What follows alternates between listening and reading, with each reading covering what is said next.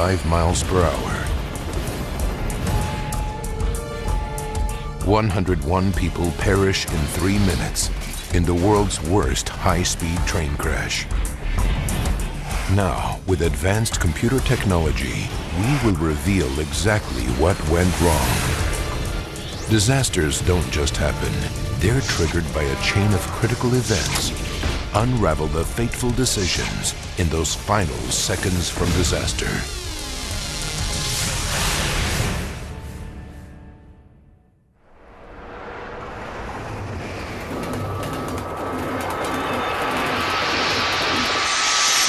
Europe, Germany, Munich, June 3rd, 1998, 5:45 a.m.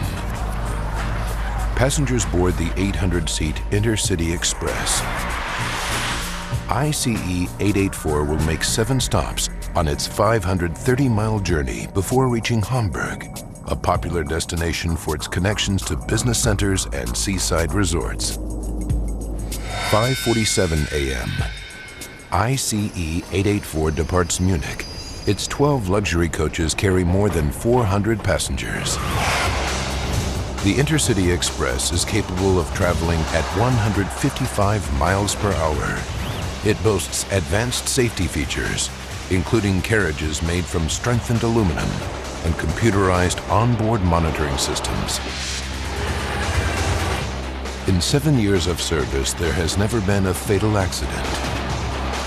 It is so advanced that even Amtrak is considering buying the design for use in the US. The second stop on ICE-884's journey is Nuremberg.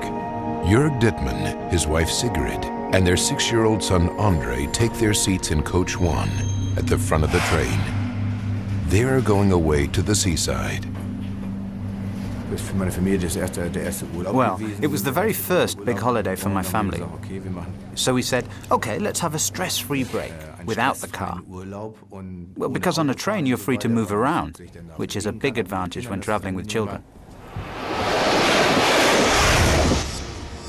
Edith Schäflein is also going on vacation. She boards Coach 5 in the middle of the train. I got on the Intercity Express in Würzburg. I was on my way to a health resort, and I was due to get off in Hamburg. Udo Bauk takes the ICE train because its smooth ride allows him to work on the journey. He boards Coach 12 at the rear of the train. I got on the ICE at Fulda station. I was on a business trip to a conference in Hamburg. I wanted to prepare for the day ahead, so I found a compartment, sat down, and worked on my laptop.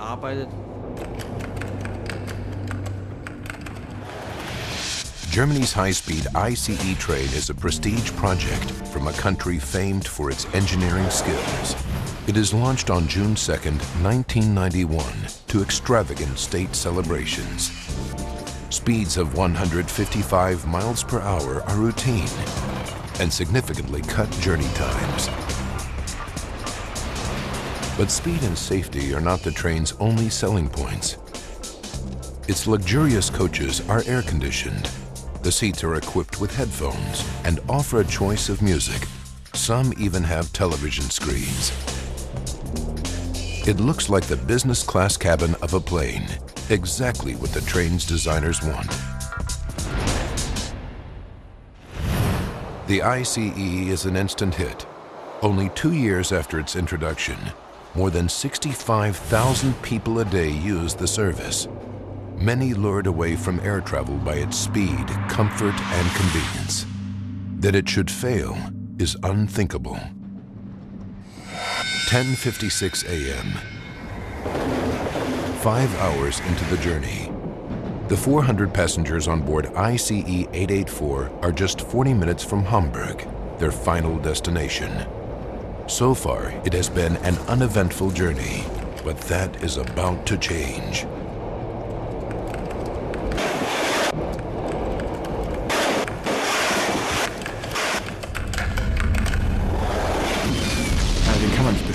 bang was just beyond any description. All I can compare it with is the moment when a supersonic jet thunders through the sound barrier. And this happens right next to your ear. And at that moment, a shard of metal came slicing through the armrest between my wife and my son. The huge metal shard creates a gaping hole in the carriage floor.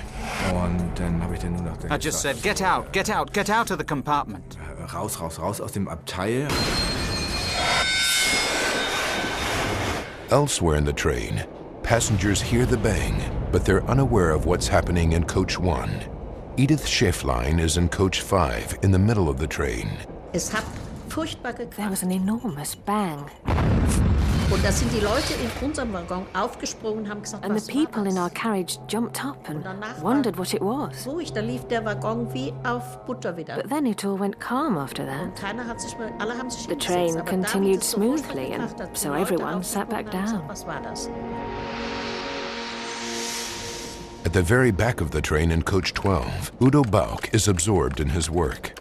I didn't hear anything beforehand, unlike other passengers who've reported hearing noises. But that's probably because I was concentrating. I was working on my computer. 10:57 a.m. The damaged ICE-884 is still speeding through the countryside at 125 miles per hour, with a huge shard of metal sticking through the floor of Coach 1. Jörg Dittmann takes immediate action. He leads his wife and son out of the damaged coach to alert the train crew to what he has just witnessed. I found the train conductor in the third coach. Getting there from Coach 1 seemed to take forever. It felt like I had to run the length of the train. It took ages. It was terrible. But the train conductor tells Jörg that according to company rules, he must investigate the incident before he is authorized to activate the emergency brakes. Jörg leads him back to Coach 1 to inspect the damage. It takes them 1 minute to get there. 10:58 a.m. ICE-884 with 400 people on board is hurtling towards the town of Eschede at 125 miles per hour. In 1 minute, this sleepy town will become synonymous with the worst accident in the history of high-speed rail travel. One of its residents, Erika Karl, is at home with her husband. Their house is next to a road bridge, just 65 feet from the railway tracks. I was sitting in the kitchen with my husband, having a cup of coffee, and we were talking about changes we wanted to make to our garden. It was a lovely summer's day, no indication of what was about to happen.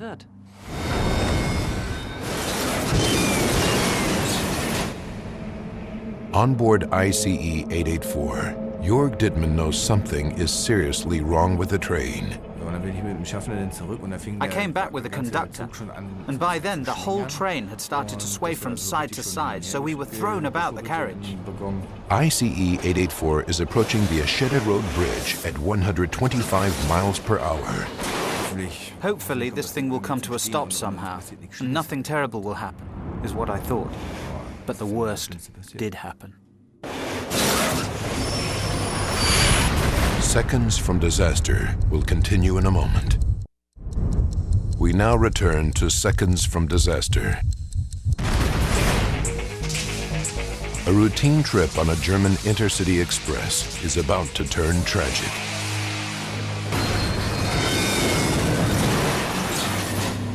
"400 passengers are unaware that anything is wrong with the train. All except for one man. Jörg Dittmann is sitting with his family in Coach 1 when something tears through the armrest. Now he's trying to persuade the conductor to stop the train. Even when the train started to sway about, he didn't show any signs of willingness to pull the emergency brake. He just wanted to find out what was wrong. We came to the first coach where we'd been sitting, and I was just about to point to the spot and show him the damage. And that's when it happened. At 125 miles per hour, ICE-884 derails and hurtles towards the road bridge. 10:59 a.m. Erika Karl and her husband Dieter hear the noise. My husband said, "I think it's a plane crash."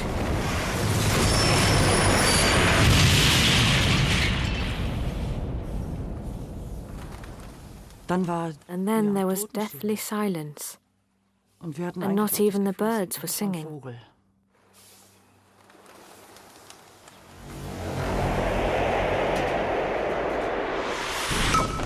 Erika Karl inadvertently becomes the first person on the accident scene. Our door has a glass pane, so we could see that a train was right by our front gate. Then I said to my husband, "There's an ICE lying outside." In the quiet town of Eschede, only 81 miles from Hamburg, these are the photos that Erika Karl takes. A 50-ton carriage has landed in her backyard. Amazingly, the only damage to her house is a broken window pane. Damage to the train, however, is colossal. More than 400 passengers are on the crashed ICE.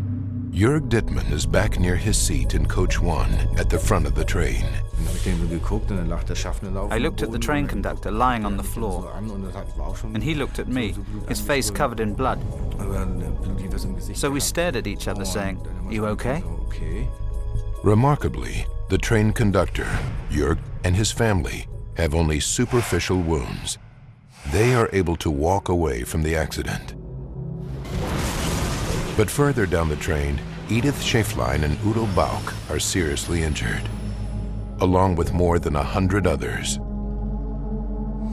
11:05, 6 minutes after the crash. As emergency services arrive, the enormity of the disaster becomes apparent.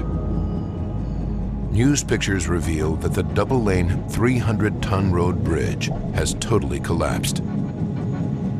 The devastation is breathtaking.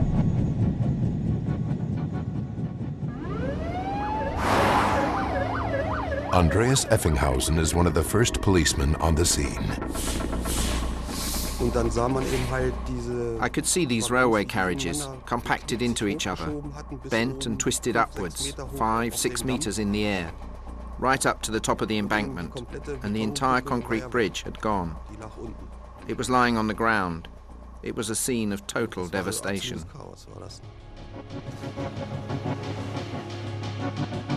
Eight of the ICE's coaches are now in an area barely larger than the length of a single carriage. Hundreds are still trapped in the wreckage. Udo Bauch, who moments before was preparing for a business conference, is now seriously injured. I was lying there, my leg paralyzed, scared that I was going to die. Andreas Effenhausen hears Bauch's cry for help, but he is unable to drag him from the wreckage. I made contact with one of the rescue team leaders. I told him that I had found a seriously injured man on the train. The rescue team sends for specialized equipment. They had to cut the roof off to get me out, and I was in agony. So the paramedics gave me strong painkillers. But the side effects of the drug meant that my breathing stopped temporarily, and then I went into a coma. I don't remember anything about the rescue after that. How I ended up in a helicopter and was flown to Hanover, I don't recall any of it. 11:25 a.m. Initial estimates put the number of casualties at 40 dead and 40 seriously injured. Edith Schäflein is trapped in Coach 5 with injuries to her legs. Then the first fireman appeared and asked how I was. I said I was fine. I couldn't feel any pain because of the shock. And so then he helped me out of the window on the other side of the carriage. Despite her injuries, Edith Schäflein manages to climb out of the window and is taken to the hospital. By 1:45 p.m., 87 people have received emergency treatment, 27 of the most critically injured are airlifted to the hospital. Rescue workers have no idea how many people are still trapped inside the train. But while there's the slightest hope of finding more survivors, the operation continues into the afternoon, evening, and night. During the night, the rescue teams discover the bodies of 2 railway workers in the wreckage. They had been carrying out routine maintenance on the track when the train crashed. The death toll now climbs to 81. Over the next 48 hours, emergency services continue their desperate search, but no one else is found alive. At 6:42 a.m., almost 3 days after the crash, the rescue operation is called off. 101 people die, and 105 are injured in the world's worst high-speed train crash. In a matter of seconds, an unblemished safety record is shattered in a devastating accident. Now we rewind the events of that fateful day and go deep into the investigation to reveal what really happened. Advanced computer simulation will go where no camera can, into the heart of the disaster zone. Within hours of the crash, news journalists seize on a simple explanation for the accident. The cause of the crash remains uncertain, but first reports said that the train had hit a car which was on the railway tracks. Crashed through the guardrail of a bridge over the main line. This is a 1,000,000 to 1 chance. During the cleanup operation, this theory is given a boost by the discovery of a vehicle crushed under the wreckage. But as investigators examine the crash site further, forensic evidence increasingly contradicts this as being the cause of the accident. To begin with, the first passenger carriages, although derailed, show no signs of a collision with another vehicle. What's more, the power car at the front of the train is completely undamaged. Investigators conclude that if another vehicle had caused the accident, there would surely be some evidence of this at the front of the train. So how did the car end up beneath the wrecked ICE? The discovery of the car's registration provides the final clue. Jürgen Wigger, who would later prosecute at the Eschede trial, sets the record straight. To begin with, there was a rumor that the crash was caused by a vehicle which had fallen from the bridge. But it was quickly discovered that the car in question was actually a service vehicle used by employees of the train company, working near the track, and who, unfortunately, also became victims of the accident. The 2 men had left the vehicle on the bridge while they worked below. In fact, it was the impact of the train hitting the bridge that caused the car to fall off and become buried in the wreckage. It didn't actually have anything to do with the crash. One mystery solved. But if the car didn't cause the accident, what did?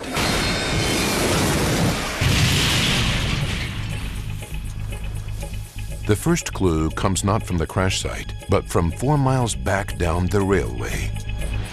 This evening it's emerged that investigators have found damaged rails nearly 3 miles up the line, where the officials there have found damage to rail track 6 kilometers. Investigators found marks on and close to the track.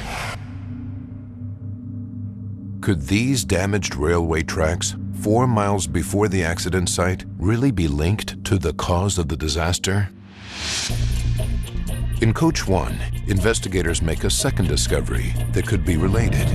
They find a length of steel lodged in the floor of the carriage. What is it, and where did it come from? Investigators now have to travel back to the final minutes leading up to the crash. 180 seconds before the crash, Jörg Dittmann is sitting with his family at the front of the train. We were looking out of the window, and at that moment there was this unbelievable bang. And I just said, "Get out, get out, get out of the compartment." Raus, raus, raus aus dem Abteil. The investigation team realizes that the huge shard of metal, which comes shooting into Jörg Dittmann's compartment, is the same piece of metal later discovered lodged in the floor of Coach 1. But where did it come from? The compartment Jörg Dittmann is sitting in is directly over the real wheels of Coach 1. Closer examination of the wheels leads to a breakthrough discovery. One of them is seriously damaged and its steel rim has broken away. Investigators conclude that the piece of metal stuck in the floor of Coach 1 is in fact the broken rim, which is separated from the wheel. It smashes up through the carriage floor between Jörg Dittmann's wife and son. Robert Lauby is the director of safety with the U.S. NTSB at the time of the Eschede accident. Part of the wheel that broke straightened out and it hung up directly under the car. In this position, the wheel was carried along as the train traveled down the track at 112 miles per hour. And it's this unraveled wheel rim that scrapes along the track, sending sparks flying and causing the track damage almost 4 miles back from the accident site. But losing one wheel rim should not have caused the technically advanced ICE-884 to crash so catastrophically. And since the train travels another 4 miles before derailing, something else must have happened to turn a mechanical failure into a major disaster. The team turns their attention to the area of track that's immediately before the Eschede road bridge. Here they find some crucial new evidence. Damage to the track indicates that 650 feet before the bridge, the train derails. But why does it derail here and not at the point where the wheel rim shatters 4 miles earlier? The point where the train careers off the track is where the local branch line crosses the main line. There are 2 sets of points which can divert rail traffic from the main line to the branch line. To guide trains through these points safely, there are also rail guides, known as check rails. Investigators comb the track at the point of derailment and make a crucial finding. One of the check rails, a length of steel, is missing. It has been completely torn away from the track. They need to find it. A detailed search of the crash site reveals nothing. But when investigators examine the inside of the wrecked train, they make another vital discovery. This is Coach 1. Our cameras are the first to be allowed inside since the Eschede crash inquiry. Here, investigators make a breakthrough. Damage to the compartment in which Jörg Dittmann was traveling indicates where the wheel rim unraveled, splitting the floor open and piercing the armrest. But only a few feet away in the corridor, investigators find something else.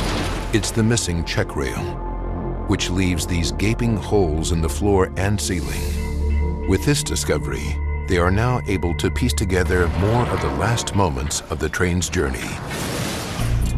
3.6 seconds before the crash, on the approach to the bridge, ICE-884 is still traveling at 125 miles per hour, with the wheel rim scraping along the track. As the train runs over the first set of points, the end of the rim scoops up the check rail, which smashes through the floor of Coach 1. It is this massive impact that causes 2 of the wheels at the rear of Coach 1 to derail. Investigators realize that although ICE-884 has derailed, this still isn't enough to cause the huge devastation of the Eschede accident. In fact, in many derailments, trains often grind to a halt with minimal damage. So if the derailment isn't the final cause of the disaster, what is? We will return with more Seconds from Disaster. Seconds from Disaster now continues. Germany's high-speed train ICE-884 crashes in the town of Eschede, killing 101 people. It is the worst disaster in the history of high-speed rail travel. Using advanced computer graphics based on accident reports, we go deep into the investigation to unravel the tragic chain of events. Investigators know that the metal rim of one of the train's wheels breaks and smashes up through the floor of Coach 1, just as it's approaching a road bridge. When it passes over a set of points where the branch line crosses the main line, the rim from the damaged wheel scoops up a check rail and the train derails. Even now, the train should be able to come to a halt safely, but instead, the fatal chain of events continues. The investigation team returns to the crash site to hunt for more clues. They examine the second set of points immediately before the bridge and make an extraordinary finding. There is evidence to suggest that after the points, ICE-884 actually starts traveling on two different sets of tracks, the main line and the branch line. How could this have happened? The team deduces that 1.44 seconds before the crash, as ICE-884 passes over the second set of points, one of the two derailed wheels of Coach 1 smashes into them and forces them open. This means that the carriages following Coach 1 are now guided onto the wrong track, the local branch line, rather than the main line. With the front power car still pulling at 125 miles per hour and the coaches behind it slowing as they leave the main line and derail, the connection between the power car and the rest of the train tears apart. At this moment, emergency air brakes automatically deploy throughout the train. Jörg Dittmann and the train conductor and Coach 1 are hurled through the air. Before we could react at all, there was this jolt, as if a bullet had been fired from a gun. I felt it was all over. Coach 1 is now straddling the main line, and Coach 2 is heading off onto the branch line. But even this doesn't cause the final crash. 1.44 seconds before impact, ICE-884 is derailed, but essentially undamaged, and its emergency air brakes could bring the train to a controlled stop. But that is not what happens, and the compact nature of the wreckage indicates to investigators that this is a particularly violent accident. They now scour the crash site for clues as to how a 1/4 mile long train can be compressed into an area the length of a single carriage. They examine the remains of the Eschede Road Bridge to see what part it might have played.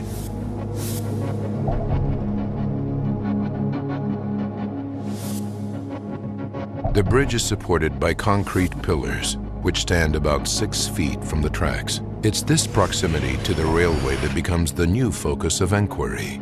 It helps piece together the next sequence of events. About 3 minutes after the wheel breaks, ICE-884 reaches the Eschede Road Bridge at a speed of 125 miles per hour. The power car and coaches 1 and 2 pass under the bridge without touching it. But Coach 3 is pushed outwards by the momentum of the train and slams directly into the pillars. ICE-884 crashes into the Eschede Road Bridge. The third car was diverted over to the siding and swung out to the right, and at that time struck the supports for the bridge and knocked the supports out from under the bridge. When Coach 3 destroys the pillars, the bridge starts to collapse. Coach 4 clears the falling bridge, but catapults off the track and crashes into nearby trees. As Coach 5 passes under the collapsing bridge, it is struck by tons of falling concrete, and the rear half is totally destroyed. Edith Schäflein is traveling in the front half of Coach 5. There was just no time to think. I heard the bang and was thrown about. I was catapulted from left to right. I saw that the windows were shattering and the train buckled so much. It's just impossible to imagine how it was so completely smashed up, so completely ripped apart. Immediately behind her, the falling bridge crushes the restaurant coach to a height of only 6 inches. The resulting debris now blocks the path of the remaining 6 coaches and the rear power coach, which hurtles into the wreckage. Udo Bauch is in passenger coach 12. There was a bang louder than I've ever heard in my life. And then everything happened very quickly. I was flung around the compartment, left to right, up and down, until I was left lying there in agony. 101 people are killed in the crash at Eschede, and it seems to be the result of a tragic chain of events. A broken wheel, some points, and a road bridge, which combined to create the biggest disaster in the history of high-speed rail travel.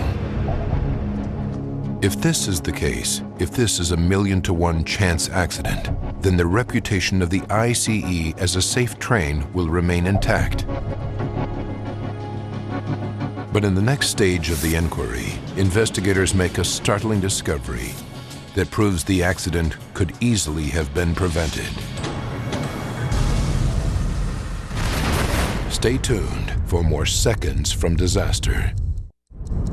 And now, back to Seconds from Disaster.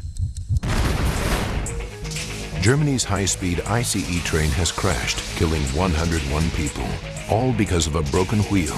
It is the worst disaster in the history of high-speed rail travel. After the accident, the rim from the wheel in question is taken to the Fraunhofer Institute in Darmstadt, Germany for forensic testing. Investigators are particularly interested in the wheels of this train because they are of a new design unique to the ICE. 7 years earlier, on June 2nd, 1991, the ICE is launched. One of the aims of the cutting-edge project is to reach a new standard in luxury and ride quality for its passengers. The train has solid steel wheels, known as monoblock wheels. But Deutsche Bahn, the German railway company that runs the ICE, soon experiences problems with them. Shortly after the trains went into service, they found that they had a technical problem with wheel wear. The wheels were wearing in a strange pattern. When this happened, especially when the trains were traveling at high speed, noise and vibration would be generated and transmitted up into the passenger car. The carriage where this is most evident is the restaurant car, where plates are shaking and glasses are spilling. It's the kind of image Deutsche Bahn can do without. To eliminate this restaurant rumble, something has to be done to maintain the ICE's reputation for smoothness. Professor Roderick Smith, mechanical expert at Imperial College London, explains. Now, what steps can you take? It range from radical redesign of the track itself, which is clearly not practical, huge redesign of the vehicle, some changes to the suspension of the vehicle, or some changes to the wheel. And so a fairly obvious answer, most people would think that changing the wheel might be the cheap solution. Within 2 months of the ICE's prestigious launch and under pressure to find a solution, Deutsche Bahn decides to replace its original monoblock wheels with duoblock wheels. But how does this improve the smoothness of the ride? A traditional monoblock, or one-piece wheel, is made from a single solid piece of steel. But a duoblock, or two-piece wheel, has an inner wheel surrounded by an outer rim. Sandwiched between are sections of rubber, designed to help absorb vibrations and provide a smoother ride. On August 31st, 1992, Deutsche Bahn approves dual-block wheel type 064 for use on its ICE trains. The new wheel instantly improves the ride, and cups and saucers no longer shake and rattle in the dining car. Wheel type 064 seems to be a big success. That is, until one of them fails and triggers the terrible chain of events that causes the Eschede train crash.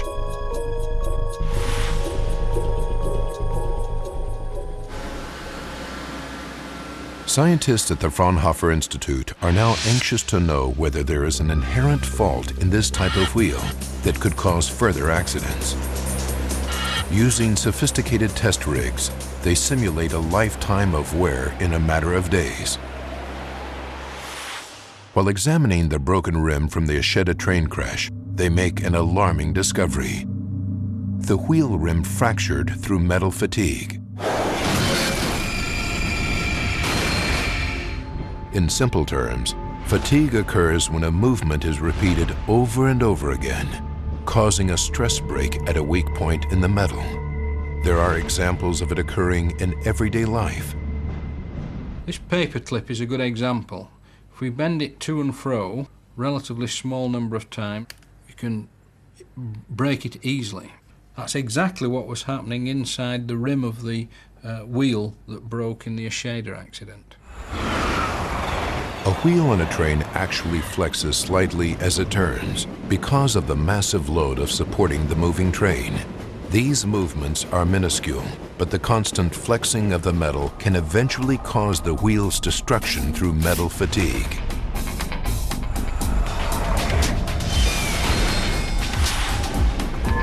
With a dual block wheel, there is a layer of rubber between the wheel and the rim.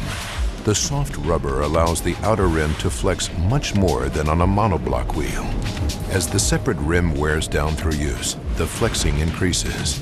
Without thorough inspection, the wheel rim can become too thin, and a small defect can become a crack that eventually fractures, causing the outer rim to break away from the inner wheel with devastating results.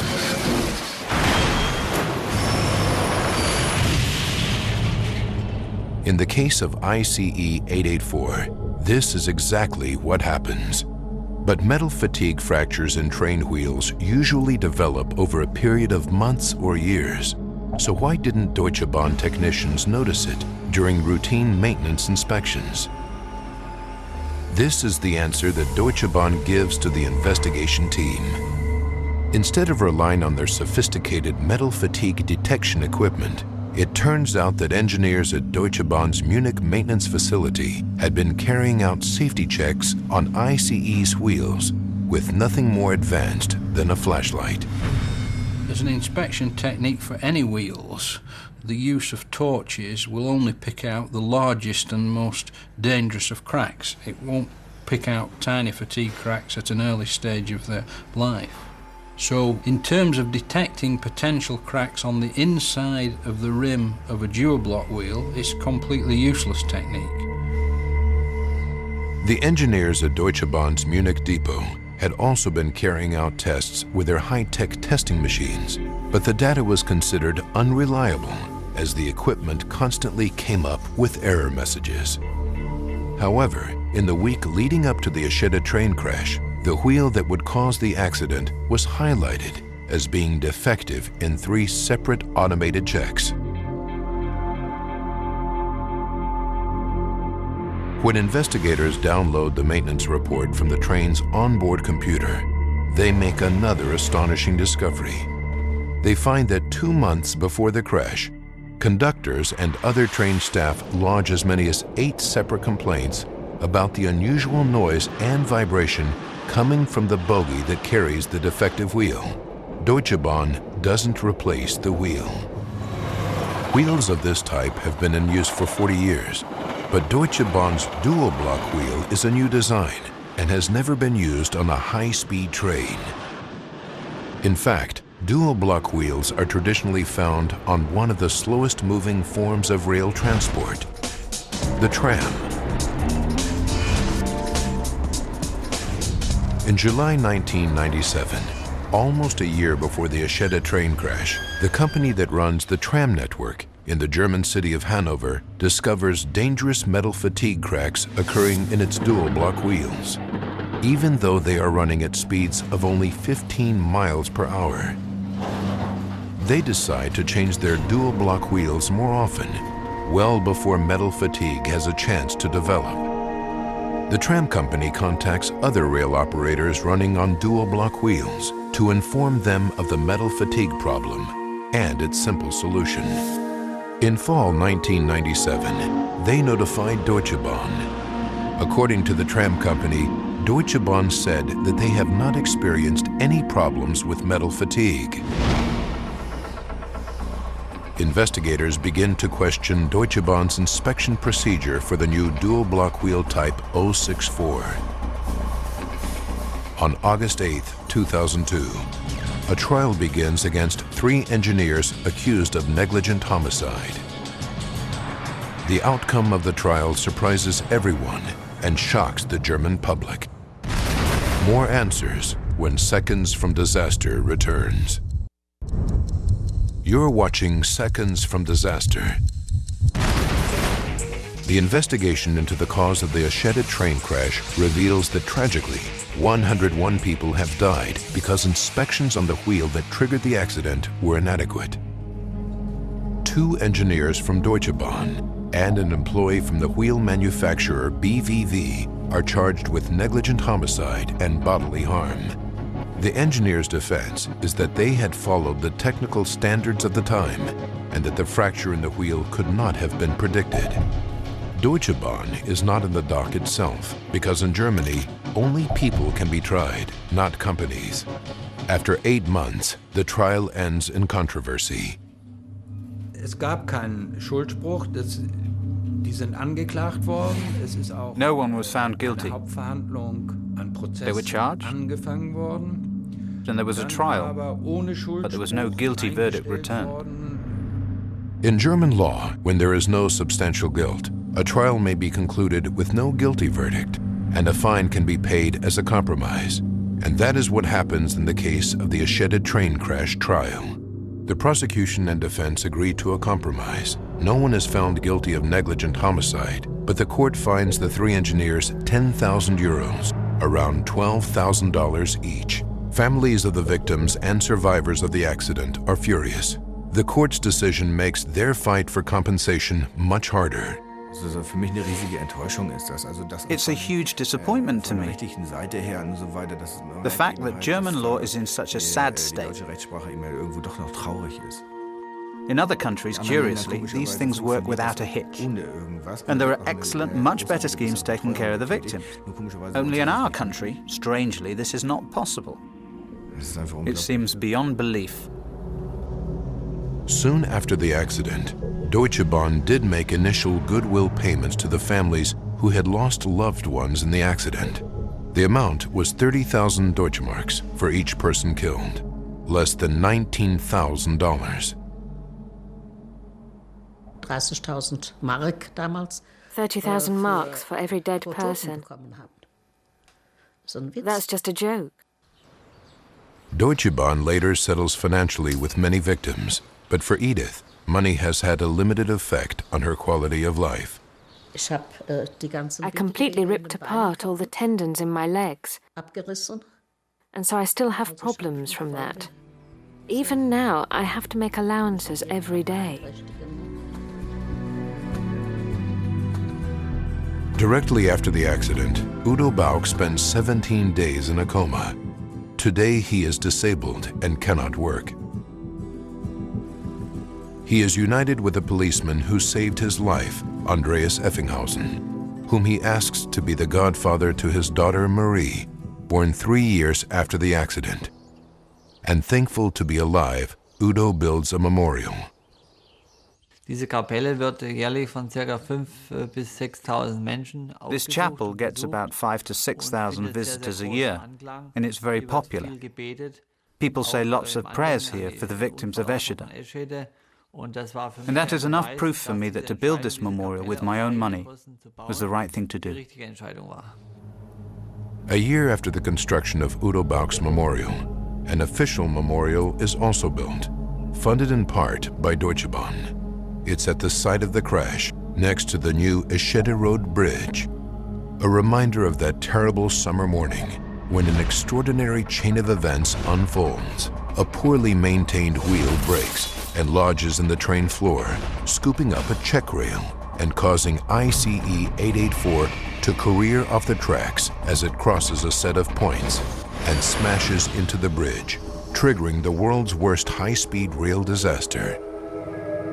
Deutsche Bahn has removed the dual block wheel type 064 from service and replaced them with traditional monoblock wheels.